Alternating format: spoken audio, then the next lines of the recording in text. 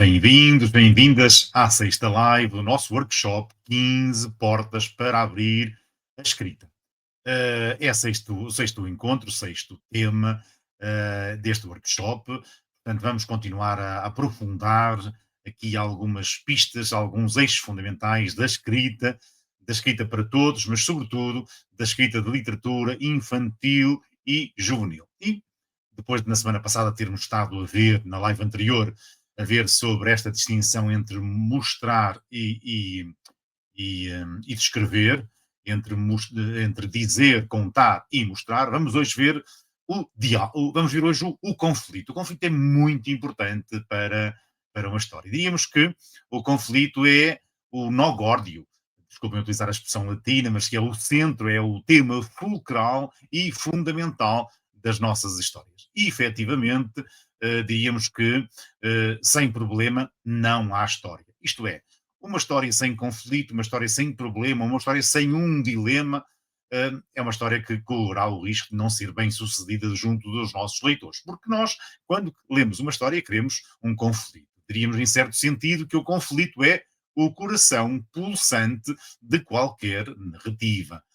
É ele, o conflito, que faz a história avançar, que transforma as personagens e que prende, agarra o leitor até à última página. Vamos, por isso, nesta live de hoje, neste sexto passo, nesta sexta porta para a escrita, aprofundar o que é isso do conflito e qual a sua importância para a escrita de boas histórias. Então, a primeira pergunta que nós temos de fazer é o que é isso do conflito? O que é realmente o conflito? O conflito não é apenas a violência ou a discussão acesa. O conflito é a tensão natural que surge quando um desejo encontra um obstáculo. Isto é, quando uma vontade colide com a realidade ou quando uma vontade colide com outra vontade. Diríamos que quando eu tenho um desejo grande de alguma coisa e esse desejo encontra obstáculos, temos ali um conflito. E o conflito pode ser interior, se os obstáculos apenas existem dentro de mim, pode ser exterior, se o contacto me é colocado pelos outros, ou pelo meio exterior, ou por algum acontecimento. Pensem num exemplo cotidiano. Um rapaz quer atravessar a rua para comprar pão, mas há um cão enorme e intimidante a bloquear-lhe o caminho. Este pequeno momento contém tudo o que precisamos: o desejo de atravessar, o obstáculo, que é o cão, e atenção, aquela decisão do rapaz: avanço, não avanço, como é que eu vou vencer este medo? Será que o cão me vai agredir? Será que o cão vem atrás de mim? Será que ele me vai ladrar, me vai morder? Portanto, o conflito é um momento de tensão, é o obstáculo, é o dilema, é o problema central da nossa história e com o qual nós queremos brindar os nossos leitores. Então, visto que é o conflito, diríamos que temos de ver agora quais são os tipos de conflito, porque cada história pode explorar diferentes camadas, diferentes níveis de tensão. E então conhecer estes tipos ajuda-nos a criar narrativas mais ricas e, sobretudo, mais envolventes. Em primeiro lugar, já falei aqui um pouquinho desse tipo, é o conflito interno. São os medos, as dúvidas, os dilemas que moram dentro da personagem e que, de certo modo, o impedem ou dificultam a sua caminhada para atingir o seu sonho, a sua meta ou concretizar os seus desejos. Depois, em segundo lugar, temos o conflito externo. Isto é um conflito direto com outra personagem. É um conflito que é um obstáculo, é uma resistência, é um problema, é um dilema que é colocado por outra personagem da história. Um terceiro tipo de conflito é o conflito contra a sociedade. Isto é a luta da personagem contra as regras sociais, contra as injustiças, contra os preconceitos. Um quarto tipo de conflito é o conflito contra a natureza.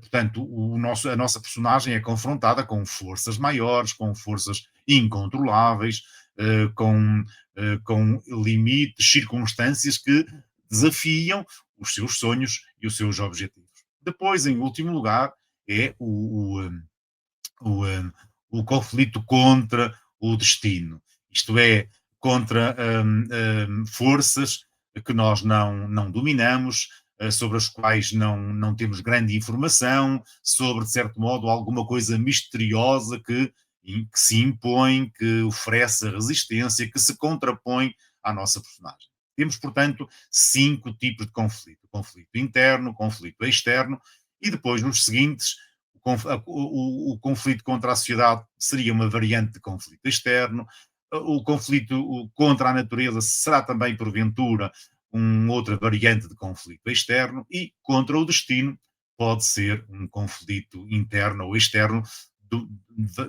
dependendo do modo como a nossa personagem ou como nós estabeleçamos o conflito para a nossa personagem. E estes 5 tipos de conflito são importantes porque efetivamente tornam vivas as nossas histórias. Vamos agora ver um bocadinho, sobretudo, o conflito interno e o conflito externo, porque são, diríamos assim, os dois polos de conflito mais importantes das nossas histórias. Diríamos que um conflito interno é uma batalha, um combate, uma luta consigo mesmo, que tem a nossa personagem. Vejam aqui um exemplo. Maria sempre sonhara em falar em público, mas cada vez que sobe ao palco, o coração dispara e as palavras fogem-lhe da boca. O seu maior inimigo não está lá fora, está dentro dela. Este tipo de conflito, portanto, explora os demónios da Maria, a sua ansiedade, o seu trauma, a sua escolha moral difícil, é o que torna as personagens humanas e relacionais. Diríamos que, mesmo em conflitos aparentemente apenas externos, há sempre esta variável do conflito interno, do conflito da personagem. Porquê? Porque nós, mesmo diante de uma dificuldade, de um impedimento externo, de uma circunstância que é imposta à nossa personagem, temos de colocar sempre dúvidas, medos da nossa personagem. Diríamos que o conflito interno e o conflito externo andam quase sempre a par numa boa história. Os conflitos externos são aqueles que têm os outros ou o mundo como adversário. Portanto, uma personagem contra outra personagem, já vimos, uma personagem, uma personagem contra a sociedade ou a personagem contra a natureza. Aqui 3 exemplos para cada um destes níveis. O conflito interno com outra personagem, por exemplo, 2 irmãos disputam a herança da família. Um quer vender a casa ou a quinta, o outro quer preservá-la. Cada conversa entre estes 2 irmãos pode ser uma luta, pode ser um campo de batalha. Contra a sociedade, imaginem, por exemplo, Sofia, que quer ser piloto de aviões, mas em 1950 dizem que não é uma profissão para mulheres. Cada porta fechada alimenta a sua determinação. Há aqui uma luta da Sofia para vencer esta imposição social.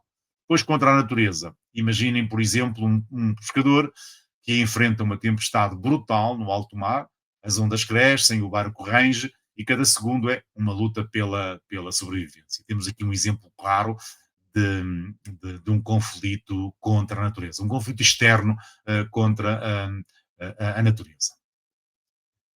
Um exemplo prático que nós podíamos aqui propor para aprofundarmos o conflito seria, por exemplo, deixa-me só aumentar aqui um bocadinho o slide para ser mais claro, seria, por exemplo, vermos como é que a mesma personagem ganha profundidade consoante o tipo de conflito que a enfrenta. Primeiro, um conflito interno. Vejam, o miúdo tem uma bicicleta velha, mas funcional. Qual é o problema? Ele tem pavor de cair, tem pavor de magoar-se, pensa que a sua bicicleta pode causar-lhe algum dano, pode trazer-lhe algum sofrimento. Isto é um conflito interno. Se o conflito deste conflito interno cresce para um conflito externo, teríamos, por exemplo, o caso de outro rapaz que o desafia para uma corrida, gozando com a sua bicicleta antiga, dizendo que aquilo é uma trotinete, é um ferro velho. Se desses um passo seguinte, por exemplo, contra a sociedade, isto é, não deixam entrar o miúdo no clube de ciclismo porque a sua bicicleta não é nova, não está apta para a prova de ciclismo. Contra a natureza, imaginem que o miúdo está no meio do caminho quando começa a chover torrencialmente, o que vai trazer problemas para ele e para a sua bicicleta velha. Em último lugar, contra o destino, por exemplo, dizem ao miúdo que a sua bicicleta está amaldiçoada, e ele falha sempre nos piores momentos. Ou então ele próprio pensa que a sua bicicleta está amaldiçoada. Estão a ver aqui como é que nós, a partir deste exemplo de um miúdo que tem uma bicicleta velha, mas funcional, podemos abordar, podemos crescer, podemos pontuar a nossa história com eh, diversos tipos e diversos níveis de conflito. Este pode ser um exercício interessante que podemos cultivar a propósito de outra história qualquer. Apresentamos aqui a história do miúdo apenas como um exemplo. Um exercício prático é inventa uma personagem simples, pode ser um cozinheiro, um cão, um astronauta, um escritor, inclusive, apresenta-lhe um conflito interno, depois adiciona-lhe um conflito externo e partilha no chat para poderes ter a opinião, o eco de outros escritores, de outros colegas, de outros amigos, para verem se o teu conflito é credível, se o teu conflito convence efetivamente os leitores ou não. É um exercício que te recomendamos que faças e que coloques, partilhes connosco, naturalmente, no nosso chat. Deixo-vos agora, quase a finalizar, 4 dicas essenciais sobre o conflito. A primeira dica, talvez a mais importante, é que o conflito deve crescer. Isto é, começa com um conflito pequeno, mas com um conflito que vá aumentando gradualmente. A tensão precisa de escalar até ao clímax. Diríamos que são raras as histórias que começam no clímax, no ponto alto, porque tu tens de preparar o teu leitor para lhe apresentar o conflito, mas o conflito deve crescer, porque se o conflito da tua personagem é o mesmo no princípio e no fim, é provável, altamente provável, que o conflito não capta a atenção do teu leitor. Então, tens de estabelecer um conflito, tens de estabelecer uma luta, tem de ser um conflito forte, tem de haver um momento em que o conflito está mesmo, diríamos, no seu clímax, e depois o ideal seria, sobretudo na literatura infantil juvenil, que depois deste clímax houvesse uma possibilidade de resolução. E, sobretudo, que a personagem que viveu o conflito ou os conflitos seja uma personagem diferente no fim. Que tenha havido uma aprendizagem, que tenha havido um crescimento, que tenha havido uma transformação. Exatamente, os conflitos servem para transformar, diria até, servem para fazer crescer e transformar as nossas personagens. Uma segunda dica: algo deve estar em jogo. Isto é, na tua história, o leitor precisa de sentir que a personagem pode perder algo importante. Que a personagem é confrontada com um dilema, com um problema, com uma dificuldade hum, real, com uma dificuldade grande e, portanto, que há muita coisa em jogo para a personagem.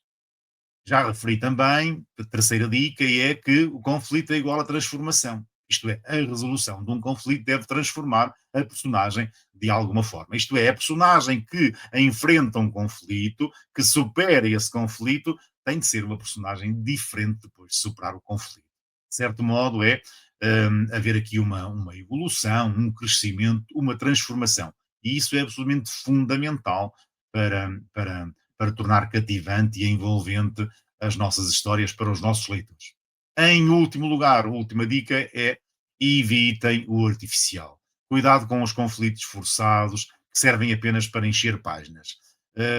Convém que os problemas sejam mesmo fundos e profundos para as nossas personagens. Não criamos problemas artificiais. Não, não, não não, não escrevamos conflitos que não acrescentam nada à nossa história, ok? O conflito tem de ser alguma coisa que impacte a nossa personagem de modo a cativar o nosso leitor. Podemos naturalmente usar múltiplos conflitos. Se nós utilizarmos múltiplos conflitos, por exemplo, conflito interno, conflito externo e depois dentro do externo possíveis variáveis, isso significa que a nossa história pode ser muito rica. Portanto, utilizar múltiplos conflitos é uma forma de enriquecer a narrativa. Eu posso ter vários conflitos a ver uma história? Imagino que possam perguntar. Não só podem ter vários conflitos a ver uma história, como devem.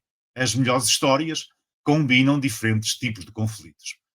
E, sobretudo, se forem histórias assim para adolescentes ou para jovens, o ter vários conflitos torna a história muito mais dinâmica e muito mais interessante. É verdade que, porventura, para os mais pequeninos, o facto de haver muitos conflitos pode complicar hum, a sua capacidade de compreensão da história. Imaginem, por exemplo, uma personagem que luta contra o medo de fracassar, é um conflito interno. Enfrenta um rival implacável, é o medo externo. E vive numa sociedade que não a aceita. Temos aqui um conflito externo contra a sociedade. E, portanto, temos aqui uma sobreposição de conflitos que cria profundidade, que cria realismo, mantendo a atenção e a atenção dos nossos leitores para a narrativa. Diríamos quase a concluir que sem um problema, sem um conflito, não há história. Portanto, como síntese, diríamos que o conflito é o motor que faz avançar a personagem e cativa os leitores. É através do conflito, dos obstáculos, que as personagens crescem, mudam e conquistam o coração de quem as lê. Na próxima, o desafio para esta semana seria criar uma história curta ou uma cena curta em que uma personagem enfrente dois conflitos ao mesmo tempo, um interno e um externo. Vejam como é que eles se influenciam mutuamente e, sobretudo, não se esqueçam de que o vosso conflito seja um conflito poderoso, que ponha em causa, que ponha em jogo a vida, a segurança, porventura o bem-estar, a alegria, o sonho ou o desejo das vossas personagens. Na próxima live, nós vamos abordar o sétimo passo, que tem a ver com os diálogos. Boas escritas e até à próxima semana.